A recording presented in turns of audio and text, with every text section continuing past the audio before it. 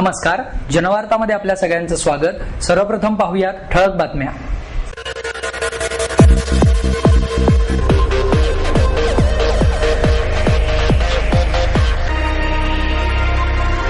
समाजाविषयीचे प्रेम आणि सेवा यांचे मौलिक ज्ञान देणे आवश्यक आहे।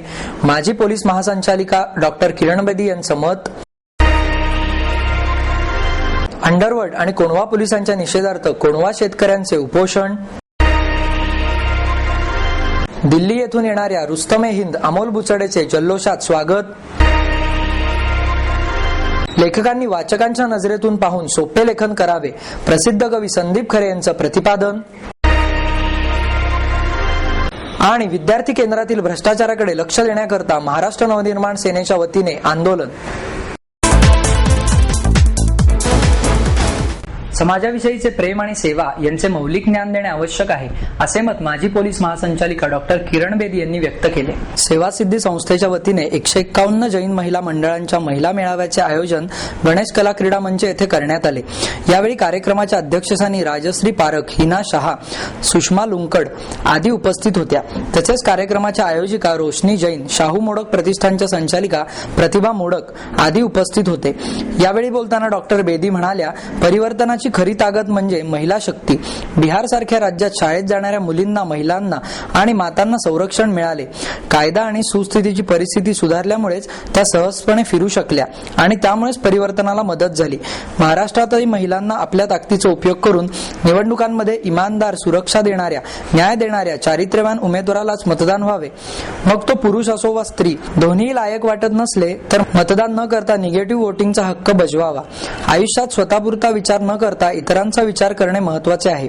सध्या तर महिलांसोबत अप्रिय घटना होत आहेत। या घटना आई वडील आणि शिक्षकांचे मुलांकडील दुर्लक्ष यामुळेच घडत आहेत, असेही त्या म्हणाल्या। यावेळी 151 महिला मंडळाच्या प्रमुखांना प्रशस्तीपत्रक देऊन सन्मानित करण्यात आले।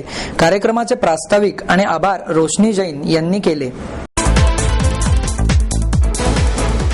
मराठी बालसाहित्य लेखकांनी न्यूनगंड बाजूला ठेवून बालसाहित्य अधिकाधिक चांगले करण्याचा प्रयत्न करावा, असे प्रतिपादन आमदार उल्हास पवार यांनी केले।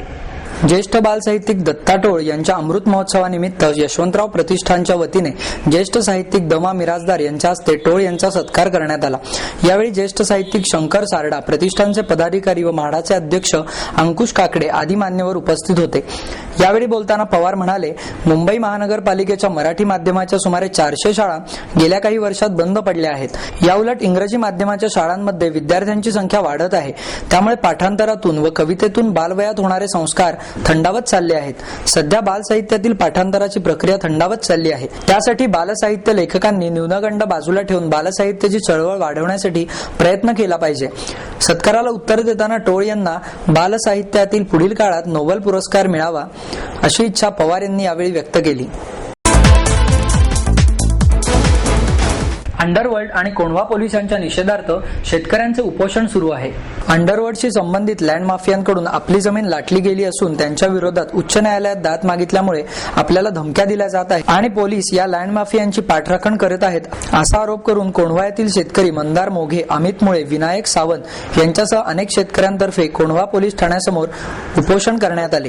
कोंढवा येथील सर्वे क्रमांक 27, हिस्सा क्रमांक 3 आणि 4 या ठिकाणी सन 1993 मध्ये मोघे, मुळे आणि सावंत यांच्यासह सुमारे 61 जणांनी जमीन खरेदी केली आहे। मात्र राज भन्साळी, रवी वर्मा, जरीर कुपर, धीरेन नंदू, संचालक ब्रेव्हरी हिल्स यांनी तलाठी SM बोर्डे, सुरेश आढाव आणि ॲडव्होकेट सोमनाथ नांगरे यांच्या मदतीने बनावट कागदपत्र तयार करून आपली जमीन हडप केली आहे, असा त्यांचा आरोप आहे। या संदर्भात अनेकदा तक्रारी करूनही कोंढवा पोलिसांकडून दखल न घेतल्याने आपण उच्च न्यायालयाकडे दाद मागितली।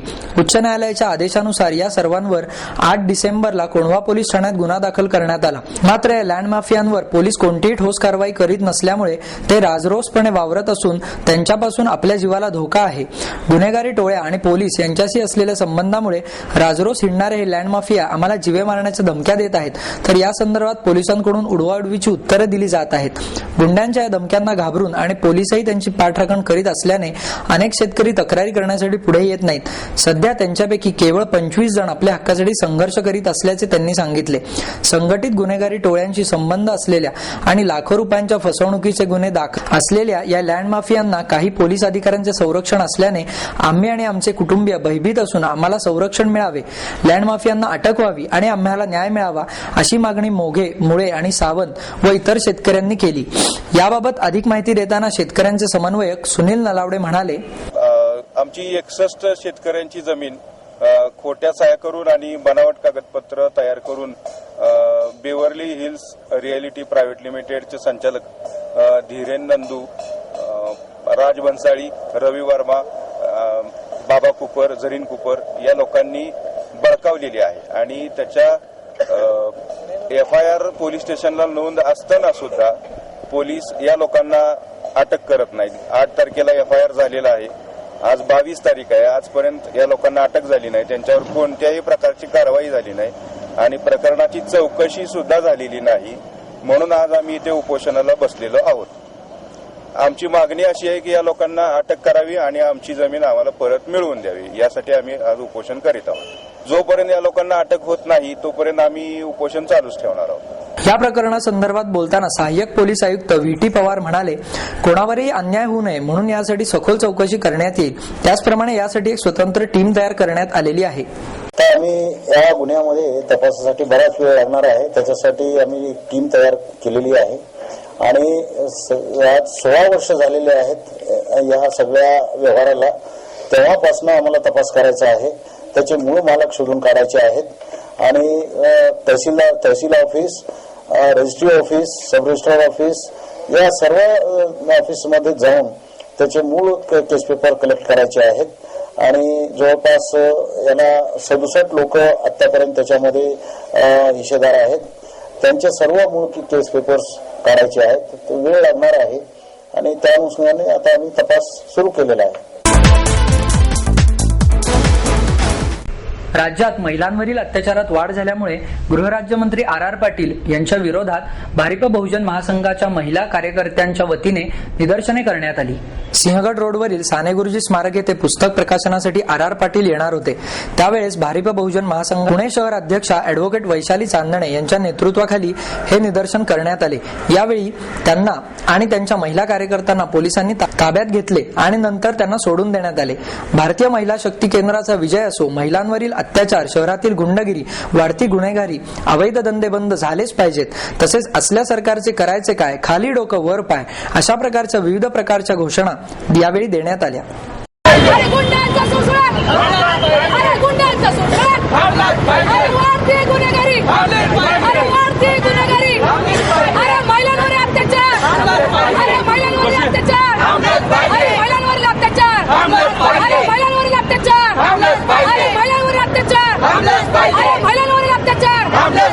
बेकायदेशीर धंदे, बेकायदेशीर धंदे, अरे बेकायदेशीर धंदे, अवैध धंदे, अवैध धंदे, महिलांवर अत्याचार, महिलांवर अत्याचार, महिलांवर अत्याचार, अरे मुर्दार सरकारचं करायचं काय,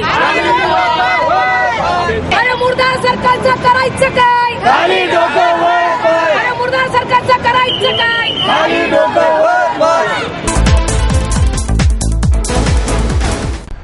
दिल्ली येथून आलेल्या रुस्तमे हिंद अमोल बुचडेचे जल्लोषात स्वागत करण्यात आले। दिल्ली येथून पुण्यात आगमन झाल्यानंतर अमोलचे जल्लोषात स्वागत करण्यात आले। ग्रामस्थ, कुस्तीप्रेमी व ज्येष्ठांच्या पारंपरिक स्वागताने अमोल भारावून गेला। सकाळी 11च्या सुमारास लोहगाव विमानतळावर अमोलचे आगमन झाले।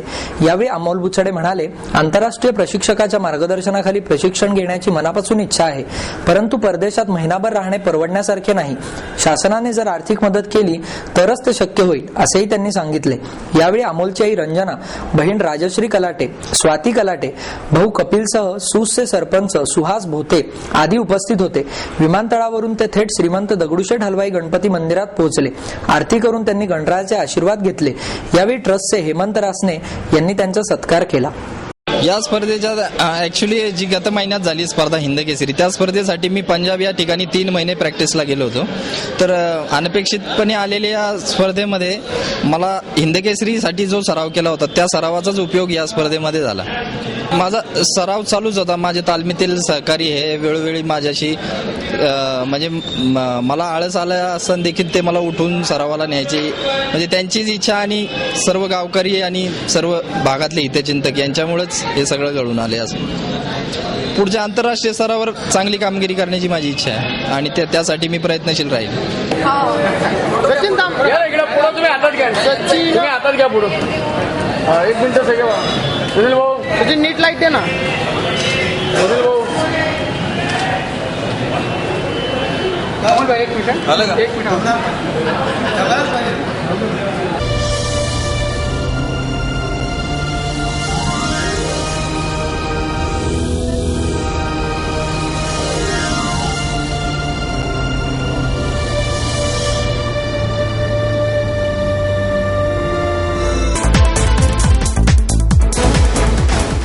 लेखकांनी वाचकांच्या नजरेतून पाहून सोपे लेखन करावे असे प्रतिपादन प्रसिद्ध कवी संदीप खरे यांनी केले.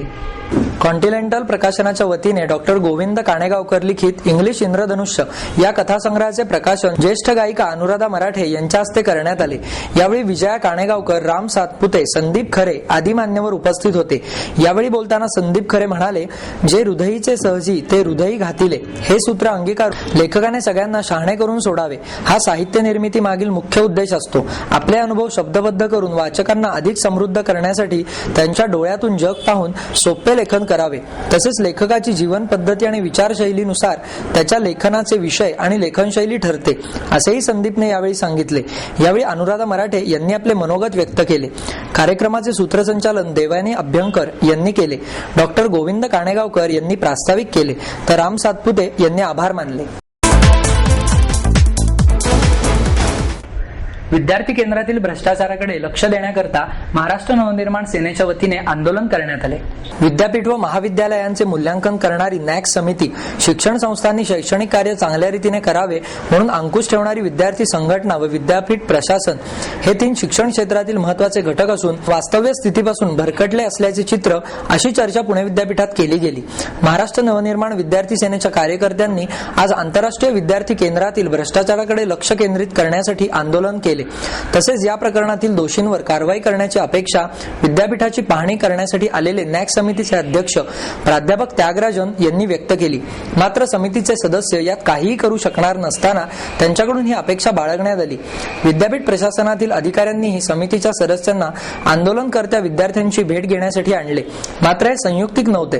तसेच समितीच्या सदस्यांनी विद्यार्थ्यांशी बोलणेही बरोबर नव्हते. त्यामुळे शिक्षण क्षेत्रातील 3ही घटक वास्तवापासून भरकटल्याची चर्चा विद्यापीठ वर्तुळात केली जात होती. इकडे जे भ्रष्टाचार होतात म्हणजे पुणे युनिव्हर्सिटीमध्ये एक ठरवलेला कोटा असतो जो NRI लोकांच्या त्या शिक्षणासाठी ठेवलेला इकडे. पण इथे युनिव्हर्सिटीमध्ये आम्ही मागे 6 महिने झाले त्यांना सांगत आलोय, आव्हान देत आलोय की हे सगळं थांबवा, कारण का जे NRI आहेत त्यांच्या मुलांच्या शिक्षणासाठी त्यांना इकडे जागा भेटत नाहीयेत. पण जे इकडेचे जे आहेत ते त्यांना नॉन महाराष्ट्रीयन दाखवून त्यांना ऍडमिशनच्या सीट्स दिल्या जातात. म्हणजे लाच घेऊन ते सीट विकले जातात. तर तेवढंच फक्त आम्हाला म्हणायचंय की तेवढं थांबवा आणि जर नाहीच थांबलं तर आमच्या विद्यार्थी सेनेच्या पद्धतीने आम्ही ते आंदोलन वारंवार घालत जाऊ.